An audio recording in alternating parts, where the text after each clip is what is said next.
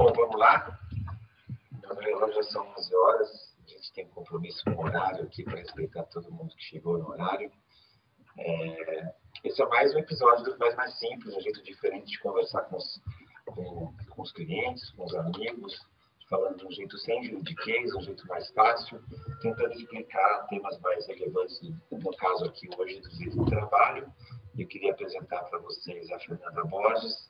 Fê é meu braço direito da consultoria trabalhista, coordenadora da área, eu convidei especialmente para falar sobre esse tema, porque esse foi o tema do mestrado dela, da dissertação de mestrado, que concedeu o título de mestre pela USP, com muita alegria. Então, ninguém melhor com o conceito de arbitragem mais fresco na cabeça do que a Fê. Fê, bom dia. E eu queria começar já provocando um pouco para você contar para a gente como é que é e explicar para o pessoal que faz mais simples qual é o conceito de arbitragem geral, para a gente poder começar a entender como é que depois chegar na Justiça do Trabalho. Primeiro, bom dia. Obrigada, Luiz. Obrigada a todo mundo que está aqui prestigiando. Então, sem juridiquês, a arbitragem ela é uma forma de solucionar conflitos. Igual a gente vai no judiciário buscar a solução para um problema, a gente pode ir numa câmara arbitral e um terceiro vai resolver esse problema para a gente, tá? Então, basicamente é isso. Bom, e a gente sabe que a arbitragem, um tempo atrás, muitas empresas partiam para a arbitragem e vamos homologar essa decisão da Câmara Arbitral e começaram a usar a ferramenta da arbitragem, que nem existia formalmente na CLT, né?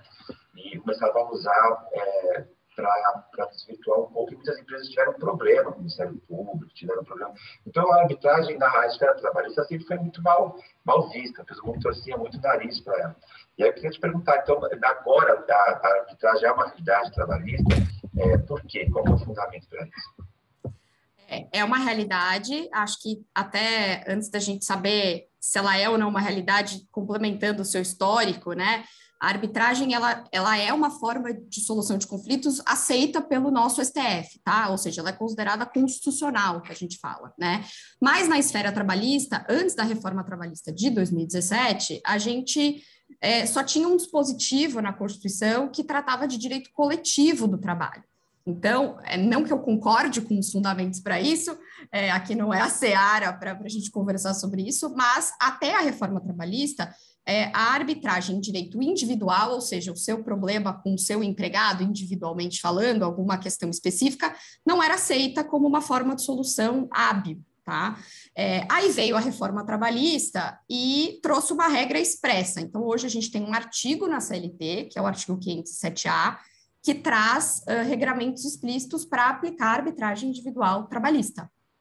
Eu posso levar qualquer tema, então, então, qualquer tema do meu contrato de trabalho, eu posso pegar e levar lá para a arbitragem?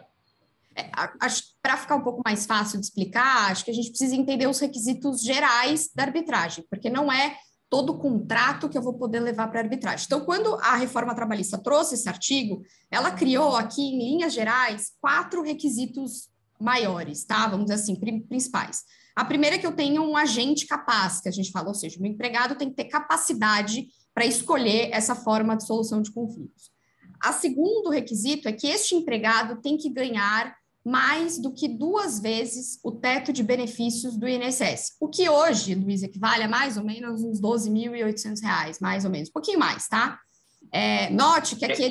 Quem tem carteira registrada com 9 mil não pode, então. Não pode.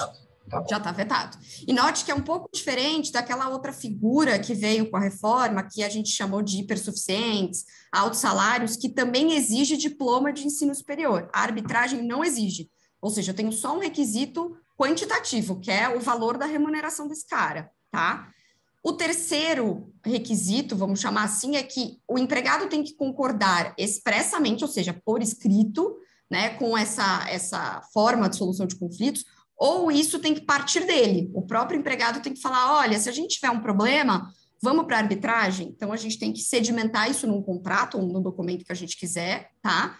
E como quarto requisito, aí entra um pouquinho na sua pergunta, eu preciso tratar de um nome bonito, que a gente chama no direito, que eu tenho que falar de direitos patrimoniais disponíveis, tá? Ou seja, não é necessariamente qualquer coisa que vai poder ir para a arbitragem. Tá, a gente sabe que salário tem uma questão de indisponível, tá? Mas dá para a gente, como aqui é o faz mais simples, não vamos complicar. Dá para a gente alguns exemplos, por favor, assim, do que seriam direitos disponíveis para ser tratado numa arbitragem. Se a gente for tratar de contratos muito específicos, um diretor, alguém que tem um cargo realmente diferenciado dentro da empresa, a gente pode falar, por exemplo, de uma stock option, a gente pode falar daqueles bônus de contratação que às vezes tem no contrato, ou em contratos mais gerais, vamos chamar assim, a gente pode falar, por exemplo, de bônus gerais, premiação. Isso são exemplos muito simples de questões fáceis e que claramente podem ir para a arbitragem. De resto, aí a gente teria que avaliar um pouco caso a caso. Qual que é o problema que a gente está na mesa, mas aqui, já adiantando um pouco, a maioria dos temas pode sim ir para a arbitragem. A gente só tem que avaliar com um pouco mais de cautela. Dentro da nossa país tem várias ferramentas, várias saídas jurídicas, né? A gente pode partir para a jurisdição comunitária, pode partir para a arbitragem. É sempre importante deixar na mão do especialista para dar uma olhada, de fato, qual que é a melhor saída. Mas vamos lá, então, já que está falando de arbitragem, eu queria entender com você por que eu levo um caso para arbitragem? Qual que é a vantagem de se levar para arbitragem? Bom, como a gente falou no começo, né, o tema da minha dissertação, então claramente eu gosto da arbitragem, né, mas para tentar convencer os outros de que é um método bom, em muitos casos, para solucionar algum conflito, eu acho que o primeiro de todos é a rapidez. A arbitragem, com certeza, é mais rápida do que o Poder Judiciário, e isso muitas vezes é crucial no dia a dia, né. Acho que um outro ponto excelente para a esfera trabalhista é a especialidade. Ou seja, o seu conflito vai poder ser solucionado por uma pessoa que entende exatamente do que você está querendo resolver. Aí eu vou poder escolher um cara especialista. Um cara especialista. Eu não estou falando que um juiz do trabalho não seja especialista em direito do trabalho, óbvio que ele é, né? Mas não é mais um processo dos 40 que ele vai julgar no dia, ou como a gente estava falando do stock option, né? Stock option é uma realidade ainda distante do Poder Judiciário, né? Principalmente quando a gente fala, às vezes, de stock option, você trabalha numa multinacional e a sua stock option segue um procedimento da empresa americana. Ou seja, às vezes o regramento não é tão simples. Então, essa especialidade, ela tem suas vantagens. Sem dúvida. E a gente vê algumas sentenças sobre o tema de stock option de juízes que revelam que ele nunca ouviu falar do tema. Quer dizer, ter a segurança das duas partes de que vai ser julgado por uma pessoa que conhece no ramo é muito legal. Sem dúvida é uma vantagem. O que mais? Acho que eu também posso citar sigilo, por exemplo, que na minha visão é uma vantagem para empregado e empregador. Tá? Então, para o empregador, tudo que é levado para a Câmara Arbitral, regra geral, é sigiloso, ou seja, diferente do que cria uma jurisprudência, né, que você coloca o seu nome ali no site, ele vai aparecer. Então, quando você, empregador, está tratando de um assunto delicado, por exemplo, stock option, confidencialidade, alguma questão que envolve um segredo ali industrial, um know-how da empresa, aquilo vai estar guardado a 7 chaves, vamos dizer assim, e para o empregado também, aquele receio de vou entrar na justiça, as pessoas vão ficar sabendo, quer dizer, aquele conflito não vai sair das portas da Câmara Arbitral, tá? Ou seja, então isso é muito interessante, tá? E acho que talvez aí como última vantagem eu posso dizer o preço. Aí todo mundo vai falar, como assim o preço? A arbitragem é tão cara. Ela é cara, mas ela tem ficado cada vez mais barata, principalmente com essa virada da reforma trabalhista. E minha opinião pessoal, quanto mais a gente usar a arbitragem, mais acessível ela vai ficar. Várias câmaras arbitrais foram criadas, né? Então, está muito mais fácil. Eu ouvi dizer, pelo menos eu vi algumas, que tem 2 tabelas. Tem a tabela para arbitragem civilista, tem a arbitragem empresarial e tem uma tabela para a esfera trabalhista que pratica preços, obviamente, mais baratos. Sim. Então, tá bom. Então, eu pactuei, coloquei lá uma cláusula que você me disse no contrato, eu pactuei que vamos para a arbitragem e brigamos. Então, nós vamos precisar realmente de um árbitro. E como é que é o procedimento para isso? Quer dizer, a gente tem um procedimento obrigatório, está previsto na CLT, como é que é isso? A arbitragem trabalhista também vai seguir a lei de arbitragem, tá? A própria CLT cita expressamente a lei da arbitragem, geral da arbitragem.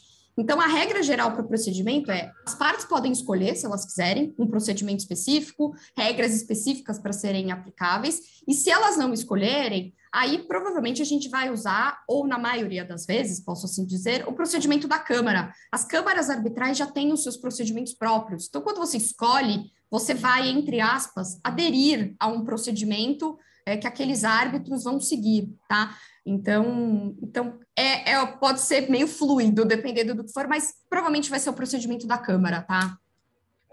Uma das vantagens que você comentou sobre a arbitragem é a questão da celeridade, da rapidez, né? Porque se resolve o problema. A gente sabe, a jurisdição voluntária, por exemplo, que da reforma também, cabe recurso, a uma sentença amanhã para ele vir para um juiz julgar, sempre cabe recurso, inclusive os recursos são muito criticados, né, por quem não é de direito, como, não termina nunca, né, sempre tem muito recurso, demora demais e tal. E aí, aquilo que o árbitro decidir, dá uma sentença e cabe recurso? Não cabe recurso, tá? Claro, eu não estou dizendo aqui que se a sentença não pode ser considerada nula, por exemplo. Claro que se ela não seguir um procedimento, tem um rol, tá? Na lei de arbitragem, por exemplo, corrupção, vamos pensar numa coisa grave, tá? Claro que há casos em que eu posso anular uma sentença arbitral, mas regra geral, só porque eu não gostei, por exemplo, da decisão, não cabe recurso. Então, de fato, esse é um dos elementos que torna tão célere. E como é que eu... Vamos lá. Então, eu entrei na arbitragem, o árbitro deu ganho de causa para uma das partes, ou para a empresa, ou para o ex-empregado, ou para o atual empregado da arbitragem. Não precisa que seja um empregado que tenha sido dispensado, pode ser para o empregado. Não, eu tenho um problema, um conflito que eu não estou conseguindo resolver sozinho, a gente pode usar a arbitragem. Legal. Então, aí eu saio uma decisão, né, que chama sentença arbitral, e aí, como é que eu... Assim, vou imaginar que uma parte não queira cumprir, falar, não concordo, achei que esse árbitro foi injusto, e aí, como é que eu faço para fazer eles executar isso? A arbitragem, usando um juridiquês, ela tem uma natureza de jurisdição, igual ao Poder Judiciário, ou seja, a sentença arbitral ela é um título executivo, que a gente chama, ou seja, ele é um título que eu posso exigir o cumprimento dele. A principal diferença aqui é que a Câmara Arbitral não tem competência para executar isso. Então, eu vou ter que, se não cumprida a sentença arbitral, então, vamos supor que eu estipulei uma confidencialidade com uma multa e foi descumprida. Para eu executar esta multa, eu tenho que ir no Poder Judiciário, no nosso caso, na Justiça do Trabalho. A diferença aqui, aí você vai falar, bom, mas então que vantagem Maria leva, né? Eu estou falando de um procedimento de execução, tá? Então, toda aquela instrução, aquele começo, aquilo não vai mais acontecer. O juiz do trabalho, ele não vai discutir se aquela sentença é válida ou não, tá? Ele vai executar, como ele executaria uma sentença qualquer. Então, ele simplesmente vai tentar cobrar a multa que você tem direito, tá? Então, mas a gente tem que ir para a justiça nesses casos. Tá, e se é do empregado com a empresa, então a justiça correta é a justiça do trabalho, não é a justiça comum. É a justiça do trabalho, exatamente. Tá. Agora, se eu tiver uma empresa que fez uma arbitragem, uma pessoa jurídica, que existe hoje, muita relação da pessoa jurídica, com a empresa, aí não é na justiça do trabalho. Eu vou para a justiça comum. Para a justiça comum.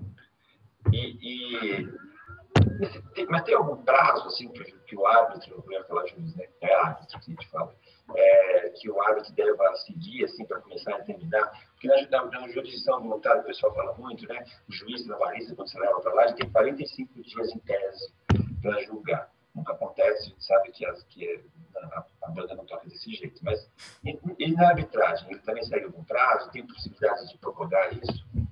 É mais um motivo por ela ser tão célere, tá? Primeiro, as partes podem escolher. Então, se eu estou com pressa para algum assunto específico, eu posso escolher que essa sentença tenha que ser proferida em 2 meses, por exemplo. Mas se as partes não escolheram, a lei da arbitragem fala em 6 meses, tá? Claro, pode passar disso? Pode, mas eu preciso de uma fundamentação, vai do caso a caso, o árbitro vai levar isso em consideração, mas o prazo é de 6 meses, ou seja, eu vou ter uma solução rápida, o que torna muito mais efetivo, né? Não maior que 6 meses. Mas eu posso combinar aqui em 40 dias. Posso combinar aqui em 30 dias. Uhum. Aliás, eu posso combinar tanto que eu fiquei pensando aqui, eu preciso combinar tudo isso, ou aí eu teria que sentar e prever tudo isso, porque o que a gente vê hoje nos contratos de trabalho, uma cláusula ou outra de as partes se comprometendo aí numa arbitragem. Como é que eu faço com relação a esses procedimentos de tempo? Qual é a Câmara que eu vou escolher? Como é que eu faço isso?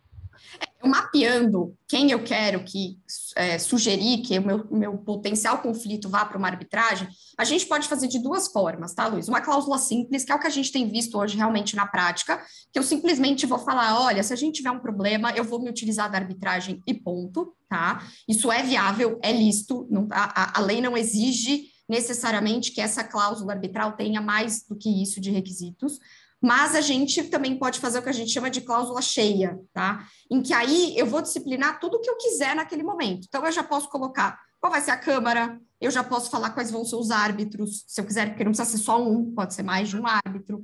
Eu posso falar quem vai pagar, eventualmente, a empresa que vai pagar, eu vou dividir esses custos, eu posso escolher meu procedimento, eu posso falar do prazo da sentença. Então, assim, eu posso já disciplinar tudo isso. A diferença, basicamente, se eu não colocar tudo isso nesse primeiro momento em que eu não tenho conflito, tá? Na hora que esse dia chegar, a gente vai ter que sentar com o empregado e vice-versa para pactuar pelo menos que câmara a gente vai, tá? E aí startar uma arbitragem e potencialmente essas outras decisões de procedimento, prazo, a gente decide lá com o árbitro, tá? Independentemente nos dois cenários que a gente fizer, a única sugestão que eu dou, que é para a gente seguir a legislação que está em vigor, é que essa cláusula seja bem escrita, né? Então, consulte seu advogado, expressa e muito bem destacada, tá? Não vamos colocar essa cláusula ali em letras pequenininhas no final do contrato de trabalho, tá? A gente precisa, de fato, lembra lá do requisito que o empregado tem que concordar expressamente ou partir dele, né? Ou seja, eu preciso, de fato, que essa cláusula tenha um destaque. Eu preciso provar que o empregado aceitou expressamente aquela previsão. Então, vamos fazer aquilo ou no documento apartado, ou muito bem destacado dentro do contrato de trabalho, tá? Isso eu considero muito importante. Agora, eu não sei fazer, essas cláusulas eu não sei nem pensar como que eu faria. Você pode também escolher uma boa Câmara Arbitral e aderir ao regulamento da própria Câmara, né? Hoje E tem câmaras que têm até modelos de cláusula, tá? Então, se você já gostou de uma câmara, já conheceu os árbitros, viu a prática, muitas no seu regulamento já tem sugestões de cláusula. Bom, já vi que você gosta muito da arbitragem, defende bastante. Mas se ela é tão boa, por que ela é tão pouco usada ainda no Brasil? Quer dizer, qual que é o vilão dessa história toda? Eu acho que o nosso principal desafio é o preconceito, porque a gente começou a arbitragem com o pé esquerdo. Então, até 2017, a gente tinha um modelo de solução de conflitos amplamente utilizado, por exemplo, nos Estados Unidos, é muito utilizado, inclusive em conflitos trabalhistas individuais e coletivos, mas no Brasil não era aceito, e não era mesmo. O TST majoritariamente já falava que eu não usava. Então, aquilo era uma letra morta, e assim, não aplicável para os conflitos individuais. Então, a gente está aí numa luta de 3, vamos para 4 anos, para começar, talvez, aplicar uma solução em que o povo não tem costume, sequer foi apresentado, né? Então, eu acho que o nosso principal desafio aqui é disseminar que a arbitragem não é um bicho de 7 cabeças. Não é uma Câmara de Conciliação Prévia, que também virou um bicho de todo mundo torcia o nariz na Justiça do Trabalho para a Câmara de Conciliação Prévia e tal. Exatamente. É aquilo que a gente estava conversando antes de entrar aqui. Eu acho que a Câmara Arbitral ela é a solução para tudo? Não. Mas ela é um método que está aí para ser usado. Então, vamos... Muito prático, efetivo e seguro, né? E seguro, exatamente. Eu fiquei pensando aqui, a gente vê muito na nossa consultoria trabalhista aqui no escritório, aqueles clientes que nos ligam, né, de regra das empresas, falando, putz, meu diretor comercial, meu diretor de marketing, que conhece meus preços, conhece meus segredos dos negócios, está indo embora e vai cooptar a turma toda, porque ele é adorado aqui, e eu fico vulnerável, tem tanto poder para ele a vida toda, e agora ele vai acabar com o meu negócio. Hoje em dia, as empresas, a gente fala de empregado, parece que sempre empregado é subordinado.